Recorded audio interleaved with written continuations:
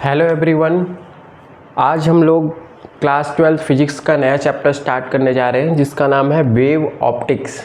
इसके पहले हमने लाइट ऑप्टिक्स चैप्टर कंप्लीट किया था। इसके जो प्रीवियस चैप्टर था उसमें हमने लाइट के पार्टिकल नेचर को डिस्कस किया था। अब ये जो चैप्टर है वेव ऑप्टिक्स, इसमें हम लाइट के वेव नेचर को डिस्कस करेंगे। सो आइए स्टार्ट करते हैं इस चैप्टर को। मेरा नाम सुयश तिवारी है। चलिए शुरू करते हैं। देखिए, सबसे पहले हम समझते हैं कि इस वेव ऑप्टिक्स यानी लाइट के वेव नेचर को लेकर के कहाँ से डिस्कवरी स्टार्ट हुई थी या कहाँ से। सबसे पहले हम लोग समझते हैं कि लाइट को लेकर के सबसे पहले किसने अपनी थ्योरी दी। देखिए, तो जो पहली थ्योरी आई थी वो थी न्यूटन की थ्योरी थी जिसका नाम था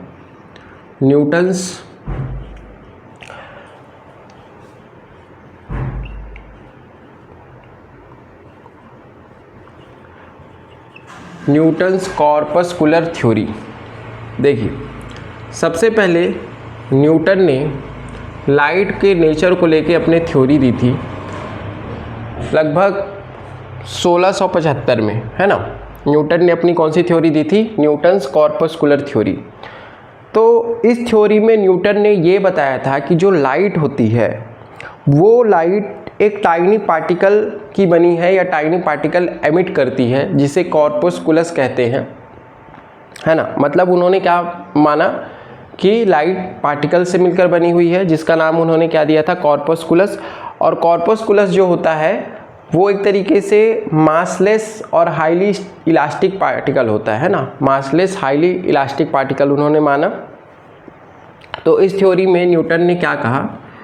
न्यूटन ने कहा कि लाइट एमिट्स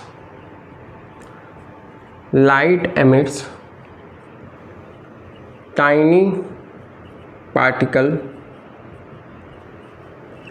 पार्टिकल्स, है ना।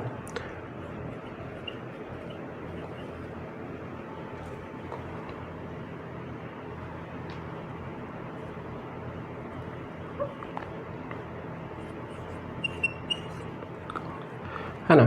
तो उन्होंने माना कि जो लाइट क्या एमिट करती है? टाइनी पार्टिकल कॉर्पस्कुलस एमिट करती है। और ये क्या होता है कॉर्पस्कुलस?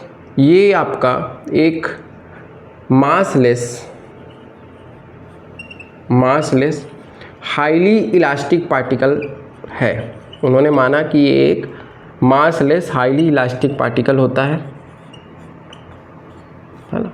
मासलेस हाईली इलास्टिक पार्टिकल होता है। तो इन्होंने लाइट के पार्टिकल नेचर को माना कि लाइट पार्टिकल से मिलकर बना हुआ है, ठीक है। अब लाइट अगर पार्टिकल नेचर का है तो इस पार्टिकल नेचर के बेसिस पे इन्होंने बताया कि जो लाइट है, यानी कि लाइट क्या है? लाइट किससे बना हुआ है? कॉर्पस्कल्स से बना हुआ है। और कॉर्पस्कल्स कैसे मूव करेगा? तो उन्होंने पहली पॉइंट इसमें बताई कि ये रेक्टिलिनियर प्रोपोगेट करेगा, मतलब लाइट एक स्ट्रेट लाइन में मूव करती है। तो पहला इन्होंने इसमें बताया कि ये कैसे मूव करेगा? Rectilinear propagation.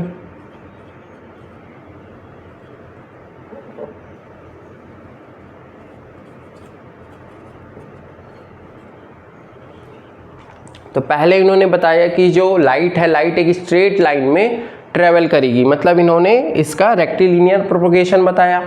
दूसरा इन्होंने बताया कि लाइट में क्या होगा? रिफ्लेक्शन होगा, कि पार्टिकल किसी चीज़ से टकराएगी और ये हाईली इलास्टिक है तो टकराने के बाद वापस आ जाएगी सेम पाथ में, मतलब रिफ्लेक्शन होगा। तो इन्होंने लाइट का रिफ्लेक्शन बताया, रिफ्लेक्शन नेचर बताया। और तीसरा इन्होंने रिफ्रैक्शन बताया कि लाइट जब एक मीडियम से दूसरी मीडियम में जाएगी तो उसके स्पीड में चेंज होगा, है ना। पार्टिकल जब एक मीडियम से दूसरे मीडियम में जाएंगे तो इनके जो वेलोसिटी है उसमें चेंज आएगा। तो एक इन्होंने रिफ्रैक्शन बताया इसका।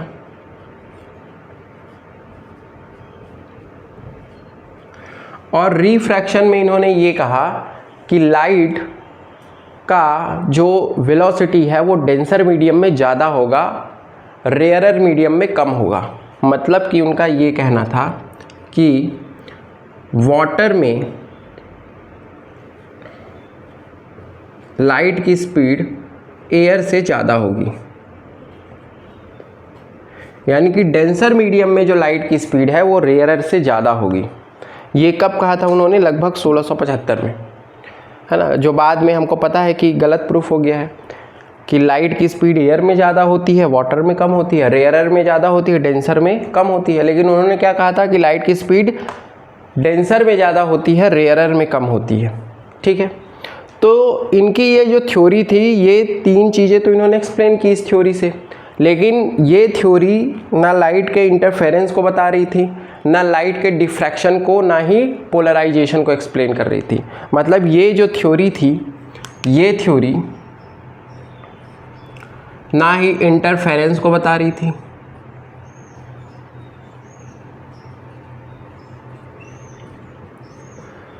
ना ही डिफ्रैक्शन को बता रही थी,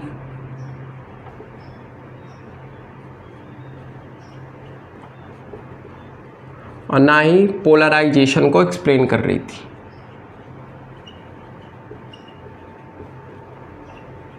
तो ये थ्योरी एक तरीके से फेल हो गई, क्योंकि लाइट के ना इंटरफेरेंस को बता रही थी, ना डिफ्रैक्शन को बता रही थी, ना पोलराइजेशन को बता रही थी।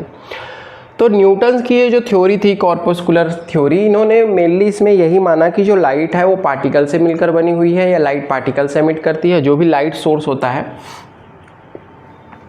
ठीक है, तो इसमें लिख लिया लाइट सोर्स एमिट्स टाइनी। उन्होंने कहा कि जो लाइट सोर्स होता है वो पार्टिकल से मिलकर बना होता है। अब पार्टिकल्स कैसे मूव करते हैं? स्ट्रेट लाइन में मूव करते हैं, तो इससे उन्होंने रेक्टिलिनियर प्रोपोगेट करती है, मतलब लाइट स्ट्रेट लाइन में जाती है, ये बताया। दूसरा बताया कि जब भी पार्टिकल किसी चीज़ से टकराएगा, क्योंकि ये हाईली इलास्टिक होते हैं, हाईली इलास्टिक है, तो सेम मीडियम में वापस आ जाएंगे, मतलब रिफ्लेक्शन शो करेंगे। और एक बताया रिफ्रैक्शन, कि जब पार्टिकल्स एक मीडियम से दूसरे मीडियम में जाएंगे तो इनके वेलोसिटी में चेंज आएगा, है ना, तो यहाँ पे रिफ्रैक्शन होगा, यानी कि लाइट की बेंडिंग होगी। क्लियर है? बट इन्होंने इसमें यह बताया कि डेंसर मीडियम में लाइट की स्पीड रेयरर से ज़्यादा होगी। जैसे अगर वाटर और एयर में कंपेयर करें तो वाटर में लाइट की स्पीड ज़्यादा होगी कंपेयर टू एयर। ठीक है, तो ये चीज़ें इन्होंने अपने थ्योरी में एक्सप्लेन की। बट ये थ्योरी ना ही इंटरफेरेंस को, मतलब दो जो वेव्स है वो आपस में मिलती हैं, इंटरफेरेंस मिक्सिंग ऑफ वेव्स, ना इसको बताया, ना ही डिफ्रैक्शन को बताया, है ना, कि लाइट क्या करती है, किसी पॉइंट से स्कैटर्ड होती है, और ना ही पोलराइजेशन को एक्सप्लेन किया। तो इस थ्योरी के बाद देखिए फौकॉल्ट ने सन 1850 में ये प्रूफ कर दिया था। देखिए एक साइंटिस्ट थे फौकॉल्ट, जिन्होंने 1850 में ये प्रूफ कर दिया था कि जो लाइट है, लाइट की स्पीड है ना, speed of light, speed of light जो है वो एयर में ज़्यादा होती है वाटर के कंपेयर में, यानी कि रेयरर में लाइट की स्पीड ज़्यादा होती है डेंसर के कंपेयर में।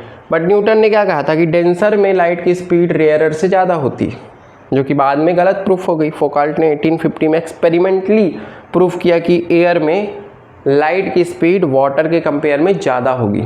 ठीक है, तो ये वाला जो पॉइंट था ये तो गलत प्रूफ हो गया कि लाइट की स्पीड रेयरर में ज़्यादा होती है ना, डेंसर में कम होती है।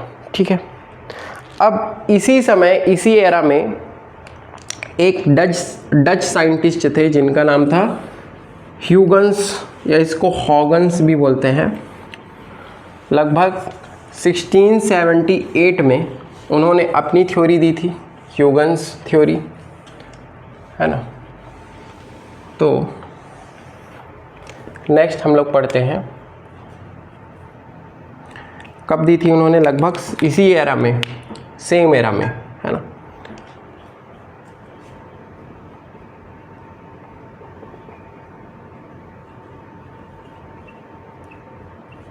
है ना, इनको हॉगन या ह्यूगन, है ना, साइंटिस्ट का नाम है। तो इन्होंने लगभग 1678 में अपनी लाइट को लेकर के थ्योरी दी थी, है ना। वेव थ्योरी ऑफ लाइट इन्होंने दी थी।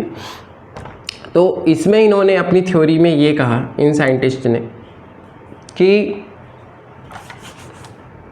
तो ह्यूगन्स ने जो अपनी थ्योरी दी थी लगभग सेम एरा में 1678 में इन्होंने अपनी थ्योरी दी।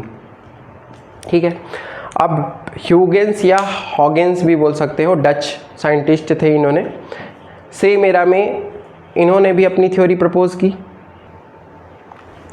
तो इन साइंटिस्ट ने 1678 में ये बताया कि जो लाइट है, लाइट क्या है, एक मैकेनिकल वेव है। इन्होंने क्या कहा, इन्होंने माना कि light is a mechanical wave, light is a mechanical wave.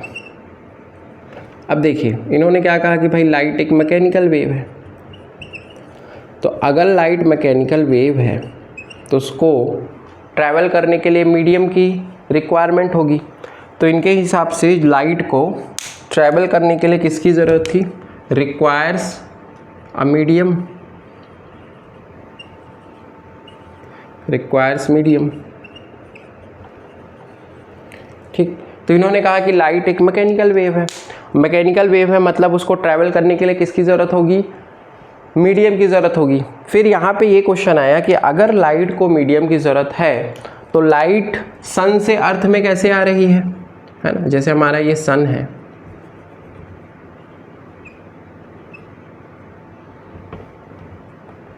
ठीक, ये सन है, और सन से हमें पता है लाइट कहाँ पे आती है, अर्थ में आती है। तो ये मान लीजिए आपका अर्थ है, ठीक, यहाँ से लाइट आ रही है यहाँ पे। अब यहाँ पे तो जब सन से लाइट अर्थ में आती है तो यहाँ पे कोई मीडियम नहीं होता, वैक्यूम होता है। तो क्वेश्चन आया कि भाई सन से अर्थ में लाइट आती कहाँ है, आती कैसी है, जब मीडियम ही नहीं होता तो कैसे आएगी। और इन्होंने कहा कि लाइट एक मैकेनिकल वेव है जिसको एक मीडियम की रिक्वायरमेंट होती है ट्रैवल करने के लिए।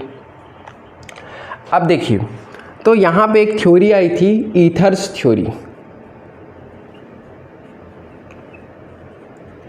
ये थ्योरी क्या कहती थी, ये थ्योरी कहती थी कि जो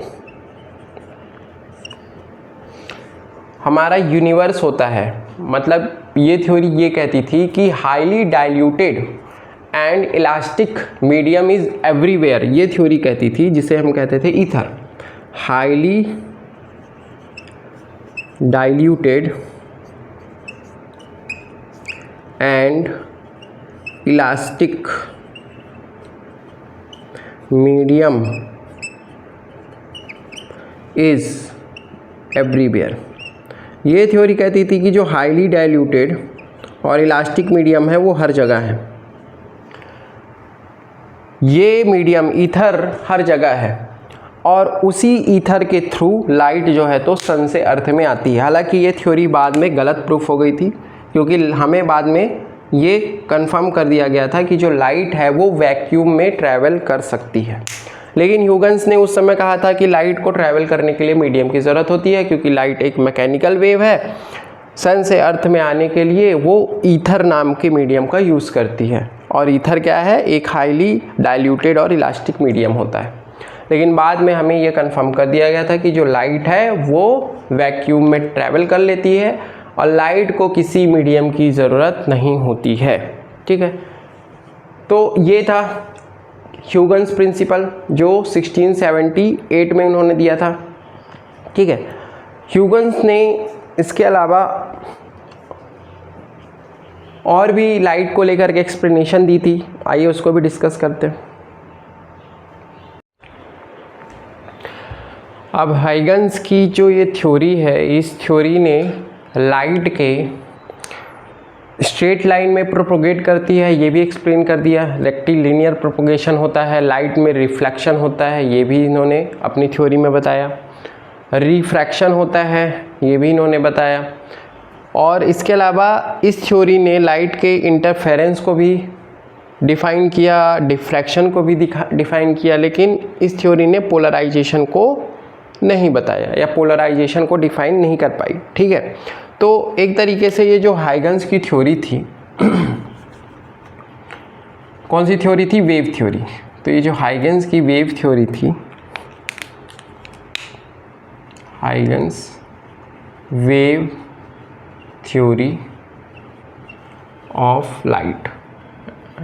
यह हाइगन्स की जो वेव थ्योरी थी, इस थ्योरी ने क्या क्या दिया?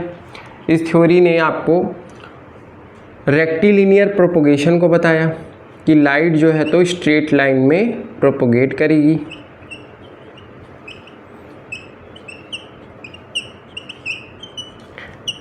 रेक्टिलिनियर प्रोपोगेशन को एक्सप्लेन किया।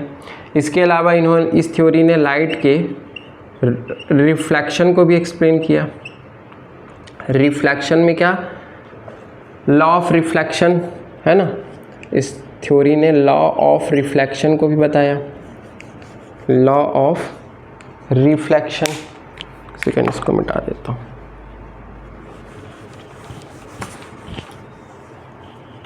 क्या बताया? Law of reflection, sorry law of reflection. Law of reflection क्या था कि angle i is equal to angle r, incident angle reflected angle के बराबर होता है। इसके अलावा इस थ्योरी ने और क्या प्रूफ किया? इस थ्योरी ने रिफ्रैक्शन को भी एक्सप्लेन किया।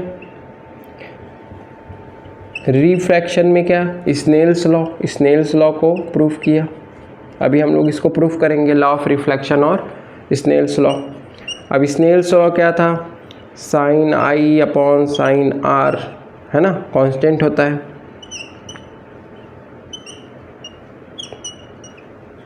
या म्यू के बराबर होता है। तो इस थ्योरी ने रेक्टिलिनियर प्रोपोगेशन को भी एक्सप्लेन किया, रिफ्लेक्शन को भी एक्सप्लेन किया, रिफ्रैक्शन को भी एक्सप्लेन किया। इसके अलावा इंटरफेरेंस, लाइट के इंटरफेरेंस को भी एक्सप्लेन किया, डिफ्रैक्शन को भी एक्सप्लेन किया, लेकिन पोलराइजेशन को एक्सप्लेन नहीं किया। तो ये थी हमारी ह्यूगन्स की वेव थ्योरी, जिसमें इन्होंने लाइट को क्या माना था? एक मैकेनिकल वेव की जैसे माना था। ठीक है, अब हम लोग ह्यूगन्स के प्रिंसिपल को डिस्कस कर लेते हैं। चलिए, तो देखिए ह्यूगन्स की क्या प्रिंसिपल्स थे उसको डिस्कस कर लेते हैं, फिर आगे बढ़ते हैं। अब हमको पता है कि लाइट पोलराइज भी होती है ना। लाइट को पोलराइज किया जा सकता है, जिसे हम आगे पीपीएल लाइट कहते हैं, पोलराइजेशन ऑफ लाइट, है ना। चलिए, तो नेक्स्ट हम लोग पढ़ते हैं ह्यूगन्स प्रिंसिपल।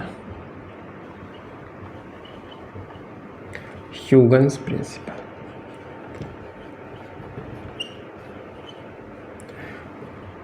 देखिए ह्यूगन्स ने अपनी प्रिंसिपल में बताया कि जो वेव है, वेव जब प्रोपोगेट करती है तो कैसे प्रोपोगेट करती है?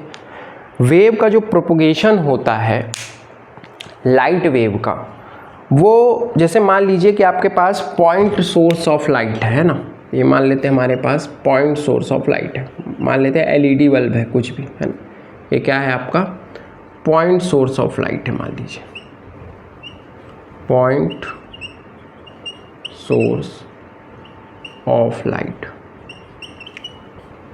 मान लीजिए आपके पास कोई पॉइंट सोर्स ऑफ लाइट है एलईडी टाइप का। अब उन्होंने कहा कि जो सोर्स ऑफ लाइट होता है उससे जो लाइट वेव्स एमिट होती हैं, लाइट वेव्स एमिट होती हैं तो किस तरीके से एमिट होती हैं? जिस तरीके से आप मान लीजिए किसी पानी में पत्थर डालेंगे, कंकड़ डालेंगे, तो जब भी आप पानी में कंकड़ डालेंगे तो पानी में क्या होती है? वेव्स बनती हैं। कि बिल्कुल उसी वेव्स के जैसे इन्होंने बताया कि जो लाइट है, लाइट भी पानी में जो वेव बनती है वैसा ही वेव बनाती है, मतलब वेव बनाती है जिसको वेव फ्रंट्स कहते हैं। मतलब जो पॉइंट सोर्स ऑफ लाइट है ना, उसमें से जो वेव्स, लाइट वेव्स निकलती हैं चारों तरफ से, वो क्या बनाती है? वेव फ्रंट्स बनाती हैं।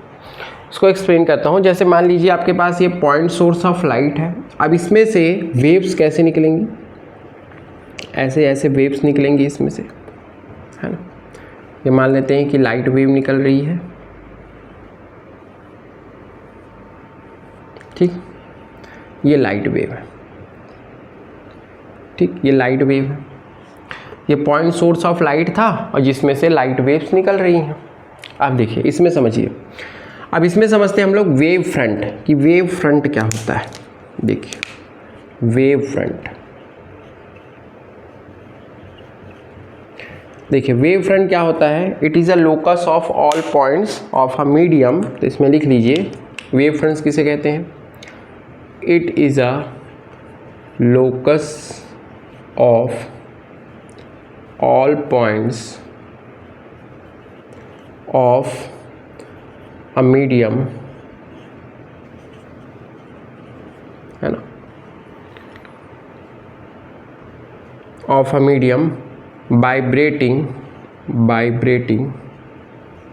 in the same phase, vibrating in the same phase.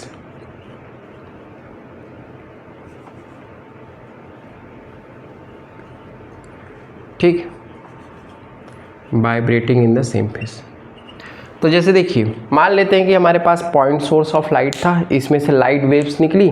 अब लाइट वेव्स चारों तरफ निकलेंगी, तो जिस मीडियम में, है ना, जिस मीडियम में लाइट प्रोपोगेट कर रही हैं उस मीडियम में पार्टिकल्स होंगे, है ना, बहुत सारे पार्टिकल्स होंगे। मान लेते हैं एक पार्टिकल ये है, एक पार्टिकल ये है, एक पार्टिकल ये है, ये है, ये है, ये है, ये है।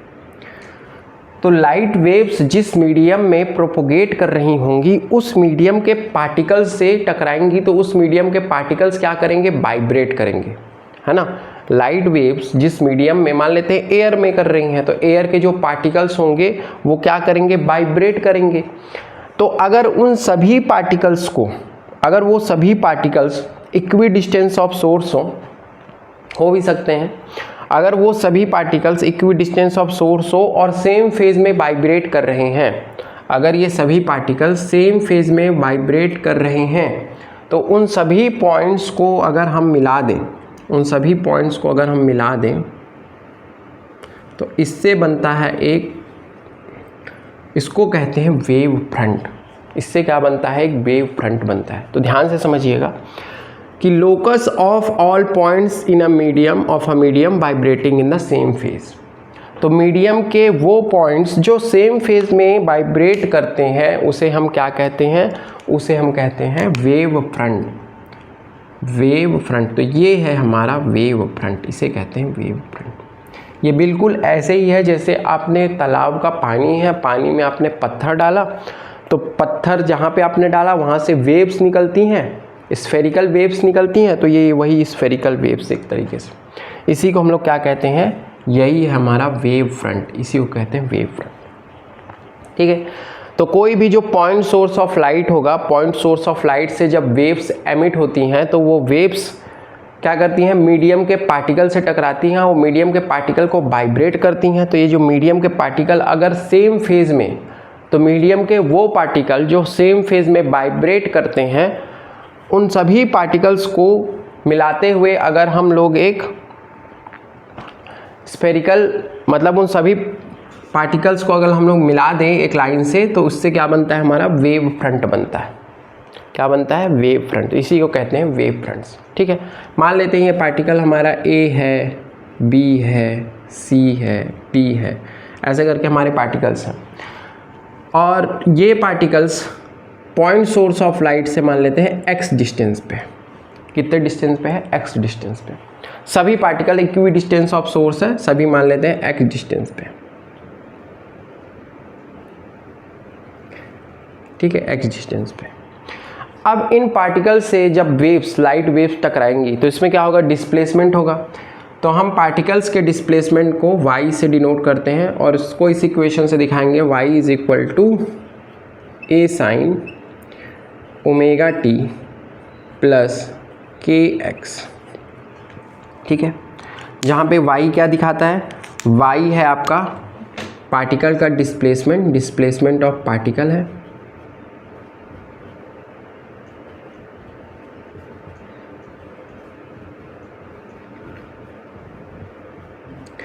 ए तो एम्पलीट्यूड होता है आपको पता है, ओमेगा आपका एंगुलर फ्रीक्वेंसी होता है, टी टाइम है, और के क्या है, एक्स क्या है हमारा, डिस्प्लेसमेंट है, यानी कि distance of particle from the point source, है ना, ये क्या है डिस्टेंस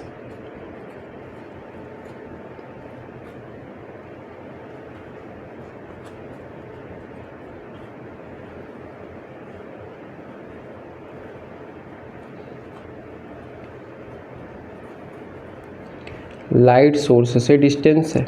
ठीक, अब देखिए इन सब, और ये किसको रिप्रेजेंट करता है, ये आपका फेज होता है। ये वाला पार्ट किसको दिखाता है, ये वाला पार्ट आपका दिखाता है फेज को, किसको दिखाता है, फेज। ये हम आपका फेज ऑफ पार्टिकल, ठीक। तो सभी का फेज सेम है। तो अगर सभी पार्टिकल्स मान लेते हैं लाइट सोर्स से इक्वल डिस्टेंस पे जितने भी मीडियम के पार्टिकल्स हैं वो सभी पार्टिकल्स सेम फेज में वाइब्रेट करें, अगर सभी पार्टिकल्स या जो पार्टिकल्स सेम फेज में वाइब्रेट करते हैं उन सभी पार्टिकल्स को मिलाकर अगर हम लोग एक लाइन ड्रॉ करते हैं तो उससे क्या बनता है, हमारा वेव फ्रंट बनता है, ठीक है। अब देखिए, तो ये सभी पार्टिकल्स जैसे ए बी सी डी मान लेते हैं हमारे पार्टिकल्स हैं, तो इन सभी पार्टिकल्स का फेज क्या होगा, सेम। तो सेम फेज में वाइब्रेट करने वाले पार्टिकल्स क्या बनाते हैं, वेव फ्रंट बनाते हैं, याद रखिएगा, ठीक है। मतलब ये ऐसे पार्टिकल्स हैं सेम फेज में वाइब्रेट कर रहे हैं, सेम फेज में वाइब्रेट कर रहे हैं, मतलब समझ रहे हैं कि एक साथ ऊपर जाएंगे, एक साथ नीचे आएंगे, एक साथ इनका एम्पलीट्यूड मैक्सिमम जाएगा और एक साथ मिनिमम आएगा, फिर मैक्सिमम जाएगा मिनिमम आएगा, मैक्सिमम जाएगा मिनिमम आएगा, ठीक है। तो ये सेम फेज में इसको कहते हैं कि ये सभी पार्टिकल सेम फेज में वाइब्रेट कर रहे हैं।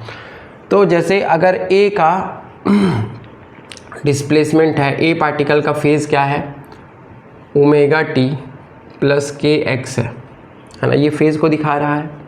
मान लेते हैं टी1 है, टी1 टाइम पे इन लोग, इनके लिए टी बराबर टी1 है ना, टी1 टाइम पे इन लोग वाइब्रेट कर रहे हैं। तो बी का भी यही फेज होगा। तो ए का अगर ओमेगा टी1 के एक्स है तो बी का भी क्या होगा, ओमेगा टी1 प्लस के एक्स, इसका भी फेज सेम होगा। सी का भी फेज क्या होगा, सेम, ओमेगा टी1 प्लस के एक्स, ठीक, सेम होगा। तो इन सभी पार्टिकल्स का फेज सेम होगा। तो सेम फेज पे वाइब्रेट करने वाले पार्टिकल्स क्या बनाते हैं, वेव फ्रंट बनाते हैं। सेम फेज में वाइब्रेट कर रहे हैं मतलब समझ रहे हैं कि ये सभी पार्टिकल्स एक साथ मैक्सिमा जाएंगे और एक साथ मिनिमम आ जाएंगे, एक साथ इनका एम्पलीट्यूड मैक्सिमम होगा, एक साथ इनका एम्पलीट्यूड मिनिमम होगा, ठीक है। इसको आप ऐसे समझिए जैसे हमने किसी पानी में पत्थर डाला है तो पत्थर से क्या होगा, वेव्स बनती है, वेव्स बनती है। तो वो जो वेव्स बनती है चारों तरफ, समझ रहे हैं, वही है हमारा क्या, वेव फ्रंट, वही है हमारा वेव फ्रंट। तो इसमें से जो वेव फ्रंट बन रही है वो कैसे वेव फ्रंट बन रही है, पॉइंट सोर्स से ये बन रही है आपकी स्फेरिकल, कैसे बन रही है, स्फेरिकल वेव फ्रंट्स बन रही है। कैसे बन रही, स्फेरिकल वेव फ्रंट्स बनती हैं। कैसी बनती हैं, स्फेरिकल वेव फ्रंट्स बनती हैं, ठीक है। अब इसी में हम लोग डिस्कस कर लेते हैं टाइप्स ऑफ वेव फ्रंट्स, कितने टाइप की वेव फ्रंट्स होती हैं, ठीक है। देखिए टाइप्स ऑफ वेव फ्रंट्स देख लेते हैं।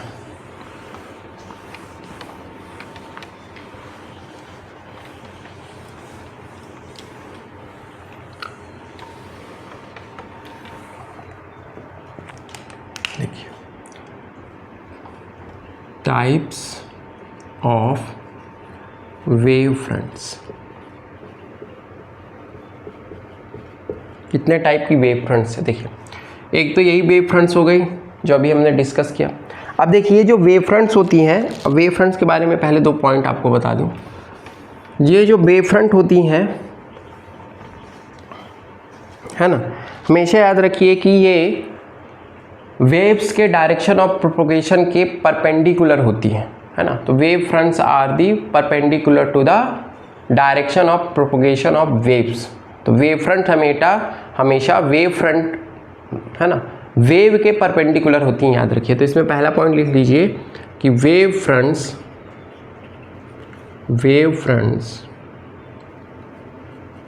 Are always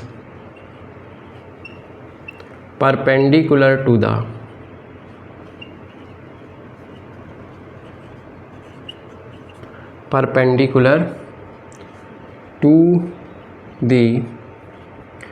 direction of propagation of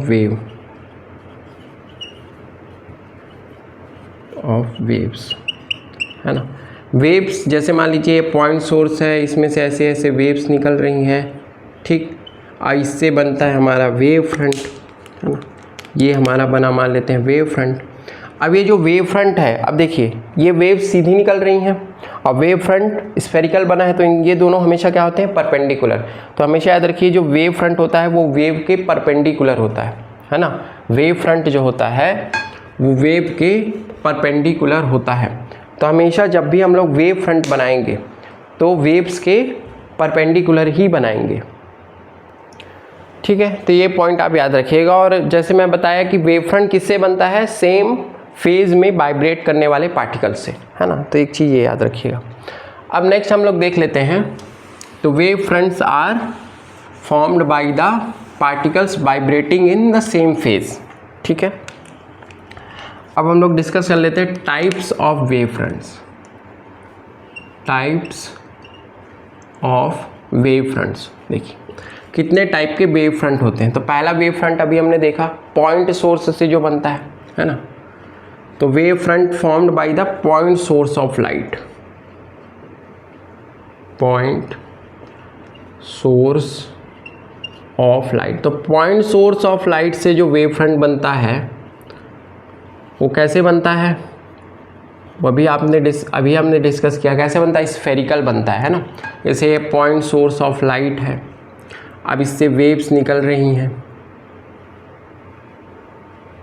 ठीक, वेव्स निकल रही हैं।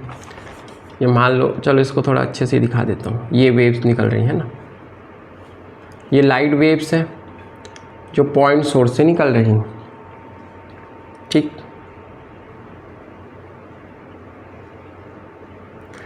अब हमने बताया कि इसका जो वेव फ्रंट बनेगा वो कैसा बनता है, स्फेरिकल बनता है। का जो वेव फ्रंट बनेगा कैसा बनेगा, स्फेरिकल बनेगा, ठीक है। तो पॉइंट सोर्स ऑफ लाइट के कारण जो वेव फ्रंट बनेगा वो कैसा बनता है, याद रखिएगा कैसे बनेगा, स्फेरिकल वेव फ्रंट। कैसे बनता है, स्फेरिकल वेव फ्रंट से बनता है, स्फेरिकल वेव फ्रंट बनता है। तो पहला ये हो गया। दूसरा लिख लीजिए, अगर आपके पास सोर्स कहाँ पे है, इनफाइनाइट पे है। अगर सोर्स आपका कहाँ पे है, यानी लाइट सोर्स एट इनफाइनाइट, कहाँ पे है, एट इनफाइनाइट। इनफाइनाइट पे अगर लाइट सोर्स है, तो अगर लाइट सोर्स इनफाइनाइट पे है तो जो लाइट आएगी वो कैसे आएगी, इनफाइनाइट से कैसे आती है, पैरेलल आती है। इनफाइनाइट से जो लाइट आती है वो कैसे आती है, पैरेलल आती है। अब हमें पता है कि लाइट्स, इनफाइनाइट से जो लाइट आएगी वो पैरेलल आएगी, और उसका जो वेव फ्रंट बनता है हमेशा कैसा बनता है, परपेंडिकुलर बनता है, वेव्स के परपेंडिकुलर बनता है ना। तो हमेशा याद रखिए, अगर लाइट सोर्स इनफाइनाइट पे है तो उसका जो वेव फ्रंट बनेगा वो कैसे बनेगा, परपेंडिकुलर। कैसे बनेगा, परपेंडिकुलर। तो याद रखिएगा, तो इससे जो वेव फ्रंट बनता है वो कैसे बनता है, परपेंडिकुलर बनता है। परपेंडिकुलर बनेगा मतलब कैसे बनेगा, प्लेन। कैसे बनेगा, प्लेन, प्लेन के जैसे बनेगा, ठीक है। तो अगर लाइट सोर्स इनफाइनाइट पे है तो उसका जो वेव फ्रंट बनेगा वो प्लेन बनेगा, ठीक है। तीसरा कंडीशन देखिए कि अगर लाइट सोर्स, तो इसका परपेंडिकुलर प्लेन ही होगा। ये जैसे प्लेन है और इससे लाइट जा रही है तो इसके परपेंडिकुलर, प्लेन के परपेंडिकुलर लाइट जाएगी, तो प्लेन हमारा क्या बनेगा, वेव फ्रंट बनेगा। तीसरा देखिए, अगर लाइट सोर्स लीनियर है, यानी कि आपके पास अगर लीनियर लाइट सोर्स है, लीनियर लाइट सोर्स, जैसे ट्यूबलाइट।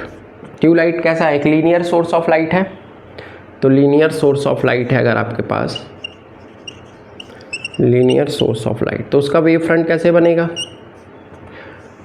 जैसे ट्यूबलाइट है हमारा क्या है, एक लीनियर सोर्स ऑफ लाइट है। तो जैसे मान लीजिए ये लंबा वायर है, ये क्या है, एक लीनियर सोर्स ऑफ लाइट है, ठीक है। तो इसका वेव फ्रंट कैसे बनेगा, सिलेंड्रिकल। तो देखो एक लाइन का परपेंडिकुलर क्या होगा, ये प्लेन। जैसे देखो ये मान लीजिए लीनियर सोर्स ऑफ लाइट है, अब इससे जो वेव निकलेगी कैसे निकलेगी, ऐसे निकलेगी, चारों तरफ, इधर से इधर, इधर से इधर, ऐसे लाइट निकलेगी। मान लेते हैं ट्यूबलाइट है, ट्यूबलाइट से दोनों तरफ लाइट, हर तरफ लाइट निकलेगी। तो हर तरफ लाइट निकलेगी तो लाइट के परपेंडिकुलर आप क्या बनाएंगे, वेव फ्रंट, ठीक। तो उसका जो वेव फ्रंट बनेगा, और ऊपर नीचे कैसे हो जाएगा, सिलेंड्रिकल। तो उसका जो वेव फ्रंट बनेगा लीनियर सोर्स ऑफ लाइट के लिए क्या बनेगा, सिलेंड्रिकल बनेगा। कैसे बनेगा, सिलेंड्रिकल। कैसे बनेगा? सिलेंड्रिकल वेव फ्रंट,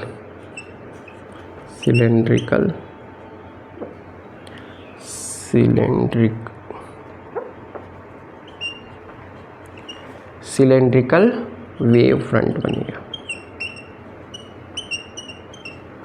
ठीक है, समझ गए कैसे? कि लीनियर सोर्स ऑफ लाइट है। अब इस लीनियर सोर्स ऑफ लाइट में जो लाइट निकलेगी उस लाइट के परपेंडिकुलर हम क्या बनाएंगे? Wave front. तो ये वेव फ्रंट बना दिए परपेंडिकुलर, और ऊपर नीचे परपेंडिकुलर क्या होगा? प्लेन। तो कुल मिला के क्या बन जाएगा? सिलेंड्रिकल फॉर्म में बन जाएगा। तो जो लीनियर सोर्स ऑफ लाइट होगा उसका जो वेव फ्रंट बनेगा वो कैसे बनेगा? सिलेंड्रिकल वेव फ्रंट बनेगा। अगर लाइट सोर्स इनफाइनाइट पे है तो उसका जो वेव फ्रंट बनेगा वो प्लेन में बनेगा, और अगर पॉइंट सोर्स ऑफ लाइट है तो उसका जो वेव फ्रंट बनता है वो कैसे बनता है? स्फेरिकल बनता है। याद रखिएगा उसका वेव फ्रंट कैसे बनता है? स्फेरिकल। वेव फ्रंट तो समझ गए आप कि मीडियम के जो पार्टिकल्स हैं सेम फेज में वाइब्रेट करते हैं, तो उनको अगर मिला के हम लोग लाइन ड्रॉ करते हैं तो उससे क्या बनता है? हमारा वेव फ्रंट बन जाता है।